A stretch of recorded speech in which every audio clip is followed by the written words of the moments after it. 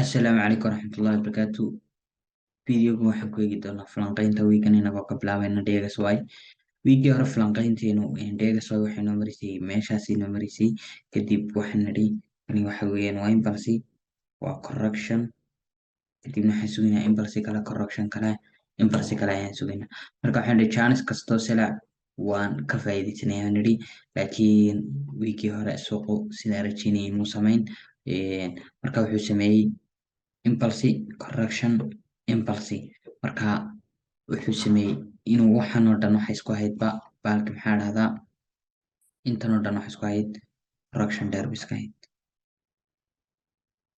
marka wiigii hore wax aniga chance uu siiyey suuqu ma jirin badanka lacaguhu waxay sameynayeen consolidation bay ku jireen marka maalintii ugu dambeysay labadii cisho ugu dambeeyey ayuu suuqu toos uga baxay ranchingkii uu suuqa ku jiray intaas ayaa in badan waqti badan ayaa lagu meereysanayay aagaas marka aagaas ilaa bisha markii laga soo bilaabay baalkii 18 abriil ilaayo 10 may ranchingkaasi ku jiray suuqu marka kolba xagga hoose la yar imaada haddana xagga hoose laga noqda xag sare la tagaa marka suuqu iminkuunbuu suuqu si fiican uga dhex baxun dhankii consolidationka marka wiigan waxaan ka sugayaa wiigii hore halkaasu marayay waxaana idhi sel buu noqonayaa laakiin selkii muu noqon oo nagu khilaafay wiigan waxaan ka sugayaa downtrain haddii uu iminka saasoo kale sameeyo uu correction dheer sidaa usoo sameeyo kale downtrain baan sidaa uga sugaya marka chance kastoo sila waan ka faa'iidaysanaya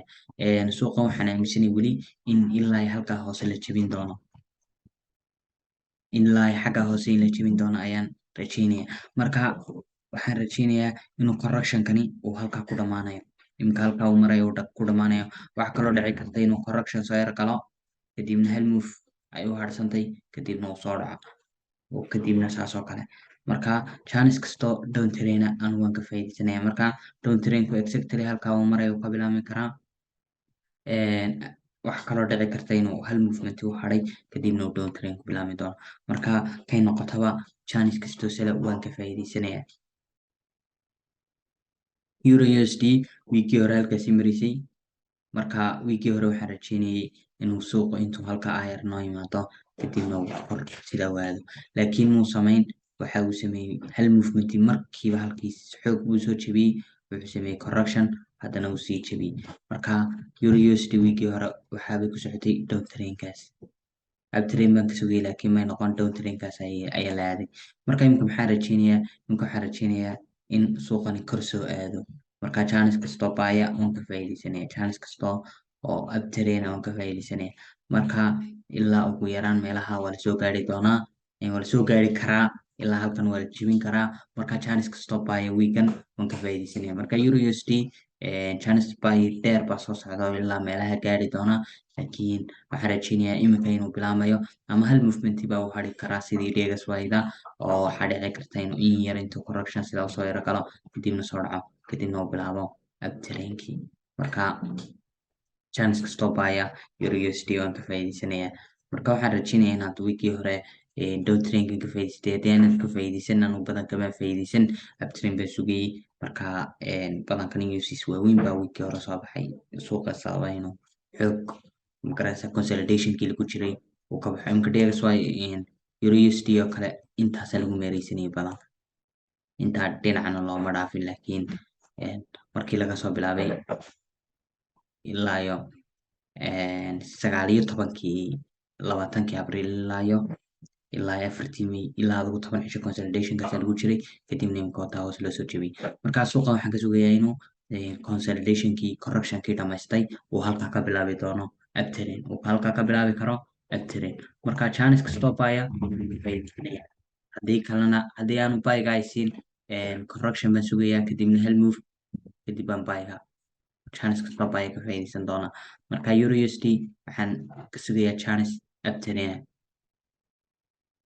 GBP USD wiigii hore halkaas sare ayay mareysay GBP USD waxay idhi correction bay u baahantahay oo correction dheer bay welibana u baahantahay ilaa meelaha uu soo gaari karaa marka correction baan sugayay kadibna chance kastoo uptrain aan ka faa'iidaysanay laakiin may samayn correction dheer bay soo gashay correctionka dheer bay sidaa usoo gashay marka waxaan ka rajeynayaa GBP USD GBPUSD waxaan ka rajeynayaa correction kadibna hal movement oo dhowna kadib aan uptrendka sugaya.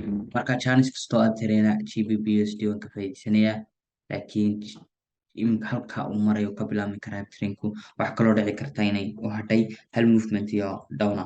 Marka GBPUSD waan sugayaa, waxaana sugayaa inuu siiyo suuqu chance kastoo uptrendna waan ka faa'iideysanayaa. NZD/USD haddaan ku xisiiyo, NZD/USD wiigii hore waxaa la marayay halkan, wiigii hore halkaasaa la marayay. Marka wiigii hore waxaan rajeynayaa inuu correction intan ka dheer in la sameeyo kadibna chance kastoo uptrendna waan ka faa'iideysanay. Marka suuqan intuu uptrend sida waaday ayuu correctionkan halkan ka sugayay ayuu iminka dib u soo bilaabay. Marka NZD/USD waxaa dhici kartaa in correctionka sida loo sameeyo kadibna halkan hoos loo jabiyo kadib uu bilaabmo uptrendkii. Marka chance kastoo uptrendna GBP, NZD/USD iyo AUD/USD iyaduna way noo iman doontaa waan ka faa'iideysanay. Marka AUD/USD, NZD/USD waxay isku dhow yihiin. Marka NZD/USD waxaan ka sugayaa waxan oo dhan waxaan rajeynayaa inuu correction yahay oo mar intuu sida usoo dhaco kadibna chance kastoo uptrendna aan ka faa'iideysan doono. Exactly halkaa way ka bilaabmi doontaa, laakiin siday u badan tahay maaha. Waxaa u dhiman hal movement iyo dhowna kadib chance kastoo uptrendna waan ka faa'iideysan doonaa. Marka waxaa dhici karta inuu yahay kani correction hal movement iyo dhowna kadibna chance kastoo uptrendna kor ayaan usii raaci doonaa. Marka waxa NZD/USD waxaan ka rajeynayaa waxa weeyaan waa uptrend. AUD/USD, NZD/USD bay la mid tahay, wiigii hore halkaasaa la marayay. Waxaan sugayay inuu correction saas oo kale usoo galo kahor intaanu aadin uptrendka. Marka markiiba kor ayaa lasii aaday, xoog baa kor loo aaday kadibna correction yar baa lasoo galay kadibna kor baa lasii aaday. Marka halkani waxa weeyaan correctionkan halkan ka sugayay iminka ayuu bilowday, waa kan.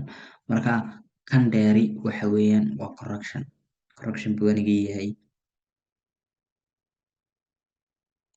Marka waxaa dhici karta in yar inta correctionkan uu dhamaado oo hal movement iyo dhowna lasoo aado halkan hoose la jabiyo kadib uu uptrendku sidaa ku bilaabmo.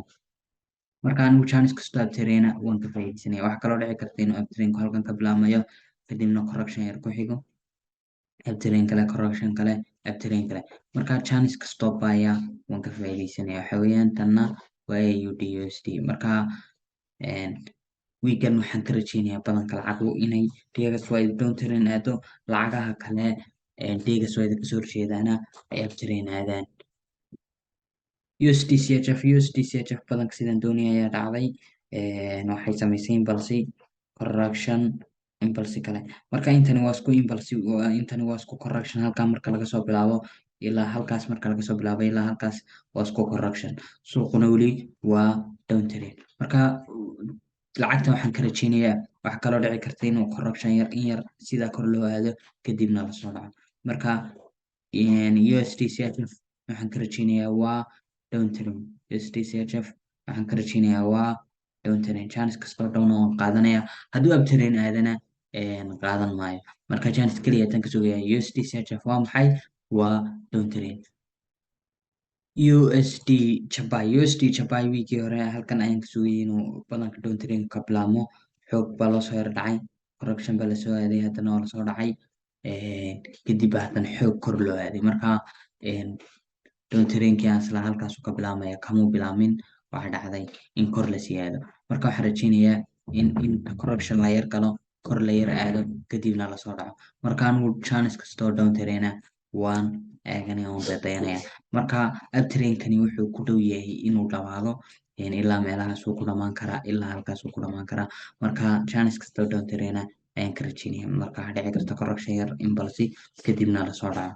Marka chance-yada dhaadheer ee soo socda waxa weeyaan USD/JPY sida ila muuqato waxa weeyaan downtrendkaasaan rajeynaya aan doonaya inaan ka faa'iideysto. Marka uptrendka haddaad scalping tahay kor waa igu yar raaci kartaa, laakiin sida fiican waxa weeyaan downtrendka inaad sugtid. Wiigii hore halkaas ayuu marayay, marka iska consolidationkaasuu ku jiraa, halkaasuu sidaa u marayaa. Waxaan rajeynayaa dahabku inuu correction sidaa usoo galo, kor sidaa u aado. Marka dahabka waxaan ka rajeynayaa waxa weeyaan waa uptrend. Marka ugu yaraan ilaa halkaa waa la jebin karaa marka ilaa halkaasna waa la gaari karaa. Marka uptrend ayaan ka rajeynayaa dahabka. Waxaa dhici karta in yar inta hoos sida loo soo aado correction la yar kala hoos la sii aado kadibna uu uptrendkii sidaa usoo bilowdo. Marka dahabka waxaan rajeynayaa inuu uptrendkiisii hore kusii socdo oo ilaa ugu yaraan halkaas la yimaado, ugu yaraan ilaa halkaa la jebiyo. Marka intaasaan kusoo gabagabeynaya falanqeynta weekend. Fadlan haddii aan ugu cusubtay fadlan channelka subscribe saar, haddii aad hore noola socotayna fadlan video like garee, asxaabtaadana la wadaag.